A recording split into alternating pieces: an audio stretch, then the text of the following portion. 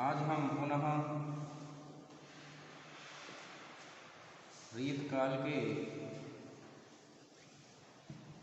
रसवादी कवि और श्रेष्ठ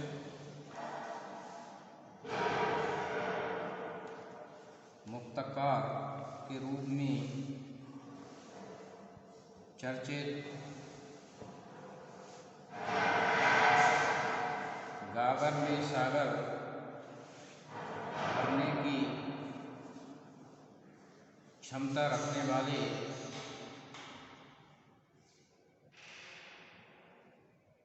बिहारी लाल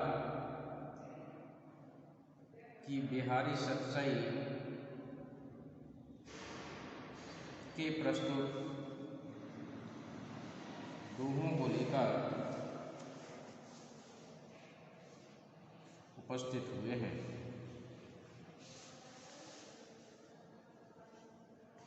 बिहारी लाल जी ने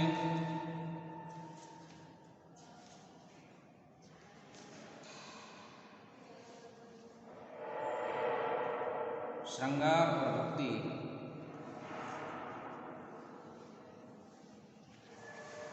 से संबंधित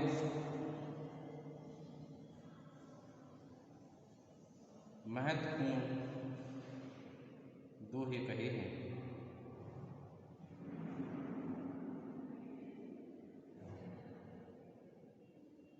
आपने हर एक पक्ष को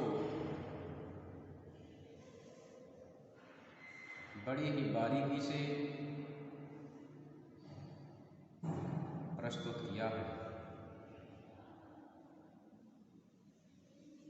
तो आज हम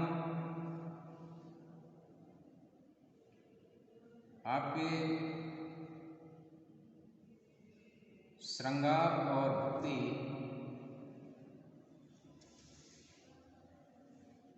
दोनों ही प्रकार के दोहों की चर्चा करेंगे।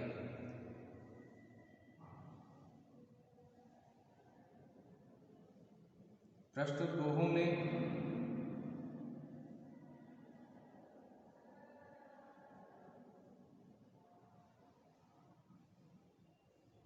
पहले श्रृंगारपरक दोहे दिए गए हैं, तत्पश्चात भक्तिपरक दोहे। तो आइए छात्रों जानते हैं इन दोहों के विषय में कि भौहन त्रासति मुँह नटति आँखिन सो लिपटात ऐंच छुड़ावती कर इची आगे आवत जात। इसमें श्रृंगारिक नायिका को कवि ने प्रस्तुत किया है और विचित्र मनोदशा है कि नायिका के वाह क्रियाकलाप कुछ और हैं और उसके आंतरिक क्रियाकलाप कुछ और कि भौहन त्रासति। नायिका भौहों को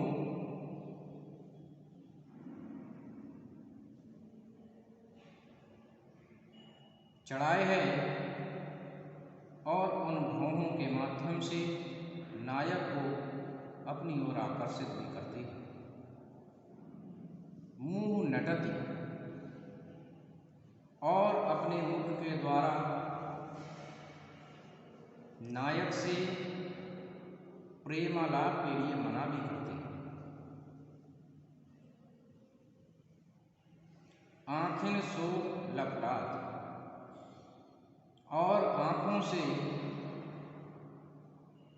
नायक के प्रति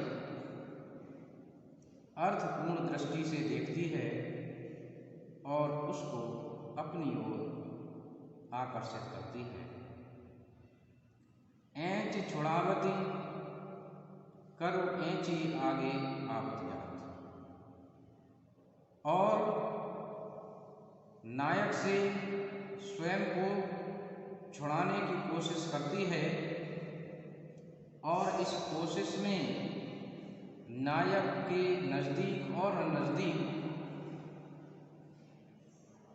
वह बढ़ती चली जाती है। तो इसमें नायक के प्रति नायिका के अंतर्मन को प्रस्तुत किया गया है कि उसका अंतर्मन कुछ और कहता है और बाहरी क्रियाकलाप कुछ और। सोहत ओढ़े पीठ पर श्याम सलोने गात, मनो नीलमणि शैल पर आतप परियो प्रभात।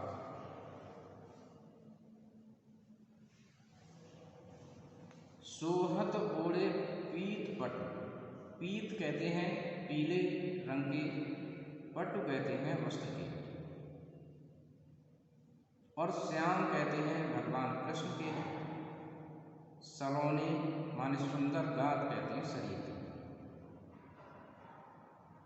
और सोहत कहते हैं सुशोभित हो रहा। भगवान कृष्ण एक पीले रंग के वस्त्र को धारण किए हुए हैं और वह पीला वस्त्र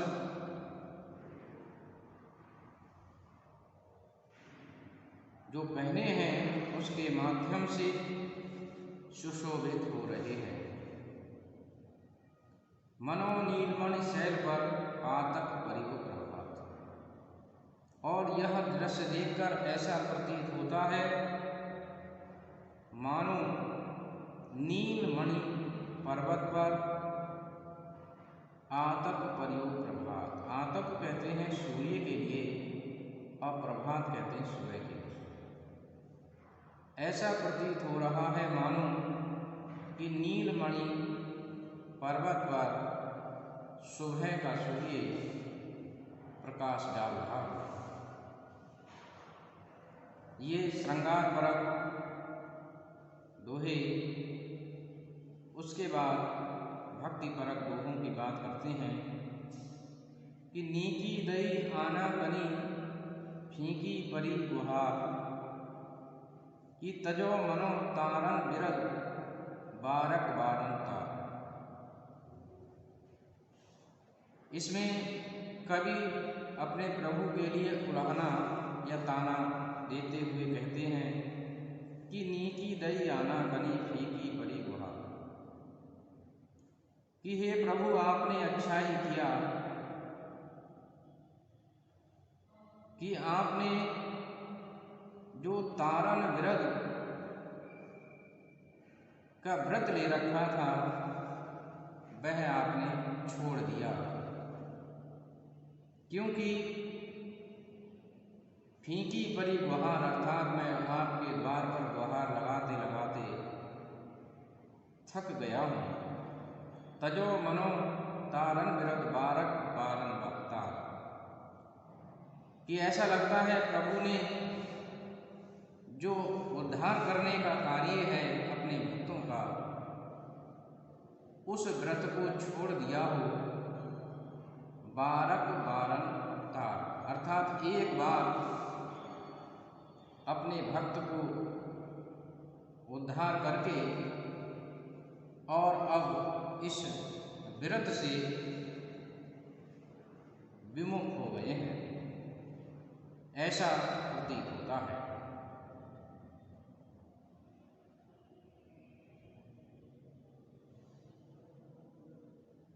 कवि ने इस पंक्ति में प्रभु के लिए यह उलाहना दिया है कि वह भी प्रभु से उद्धार करने की कामना करता है, परंतु एक बार उन्होंने जब से उस हाथी के लिए तारा है, उद्धार किया है, तब से प्रभु मेरा उद्धार नहीं कर रहे हैं, अर्थात मेरी तरफ प्रभु की कृपा दृष्टि नहीं आई है। तो अप्रत्यक्ष रूप से कई अपने प्रभु कृष्ण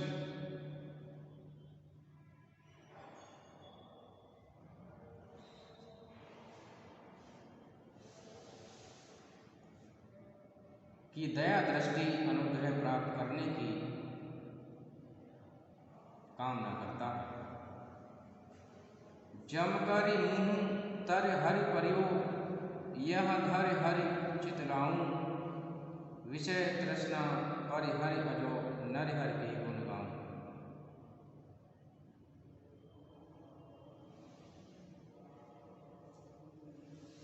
कि जम कर मुँह तर हरि परियो, कि मैं जम कहते हैं यम के मुंह के नीचे पड़ा हुआ, तर मान नीचे, हरि मान हे प्रभु मैं पड़ा हुआ हूँ।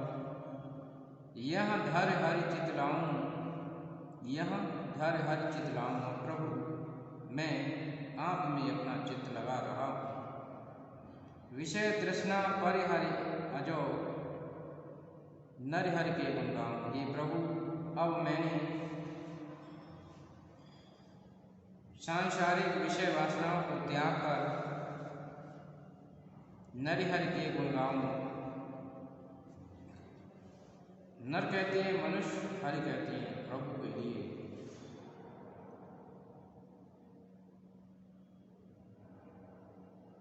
कि मैं प्रभु के गुणों का गान कर रहा हूँ, अर्थात उनकी भक्ति में अब मैं लग गया हूँ।